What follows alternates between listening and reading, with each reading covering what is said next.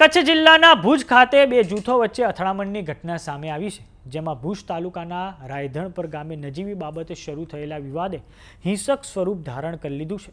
આ ઘટનામાં એક યુવકને હેમરેજ સહિત અનેક લોકોની ઈજાઓ પહોંચી છે। બેકાબુ બનેલા ટોળાએ તો પોલીસ વાહનોને પણ નિશાન બનાવ્યા હતા અને ટોળાની આ હરકતથી એલસીબીની કાર સહિત 2 થી 3 પોલીસના વાહનોને ભારે નુકસાન થયું છે। તો હવે પોલીસ દ્વારા અંદાજે 20 જેટલા શખ્સોની અટકાયત કરવામાં આવી છે। આવો જાણીએ શું છે સમાચાર। નમસ્કાર, જમાવટ સાથે હું છું પાર્થ।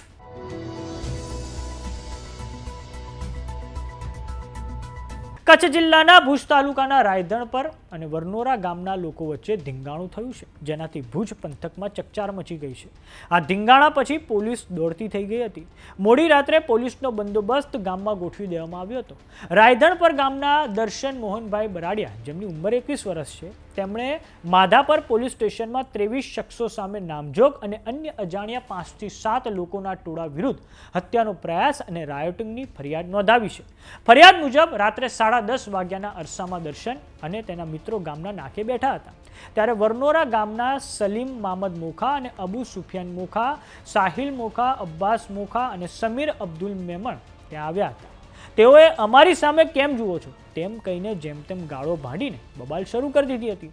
આ દરમિયાન રજાક સિદ્દીકી મેર નામનો શખ્સ ત્યાં બોલેરો પિકઅપ ગાડી લઈને ઘસી આવ્યો હતો અને ઉગ્ર બોલાચાલી કરીને તમામ શખ્સો ત્યાંથી ચાલ્યા ગયા હતા। આ ઝઘડો થઈ ગયો ત્યાર પછી રાત્રે આશરે 11:15 વાગે આ તમામ શખ્સો વરનોરા ગામમાંથી અન્ય 25 થી વધુ માણસોના ટોળાને ધોકા અને પાઇપ જેવા ઘાતક હથિયારો સાથે બોલાવી લાવ્યા હતા।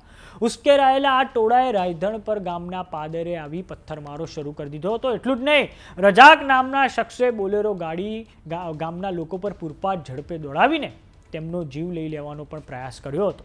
ટોળાના હિંસક હુમલામાં ગામના એક યુવકને માથાના ભાગે ગંભીર ઈજા થઈ જતા બ્રેન હેમરેજ જેવી ગંભીર સ્થિતિ સર્જાઈ છે, જ્યારે અન્ય 3 થી 4 લોકોને નાની મોટી ઈજાઓ પહોંચતા સારવાર અર્થે હોસ્પિટલ ખસેડાયેલા છે।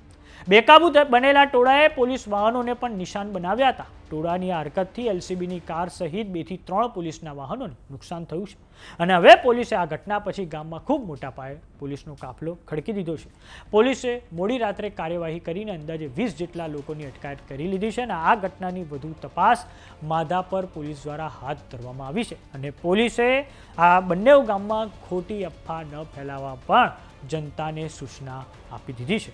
આમ હાલમાં તો કચ્છના ભુજ તાલુકાના રાયધણપર ગામ અને વરનોરા ગામમાં તણાવનો માહોલ છે। જોકે હાલમાં તો પોલીસ બંદોબસ્ત ત્યાં ખડકી દેવામાં આવ્યો છે। તો સમાચારોમાં અત્યારે બસ આટલું। જોતા રહો જમાવટ। જો તમે અમને યુટ્યુબ પર જોઈ રહ્યા તો સબસ્ક્રાઇબ કરો, જો તમે અમને ફેસબુક પર જોઈ રહ્યા તો ફોલો કરો। સાથે જ અમારી વોટ્સએપ ચેનલ આવી ગઈ છે, જોઈન કરવાનું ના ભૂલતા। નમસ્કાર।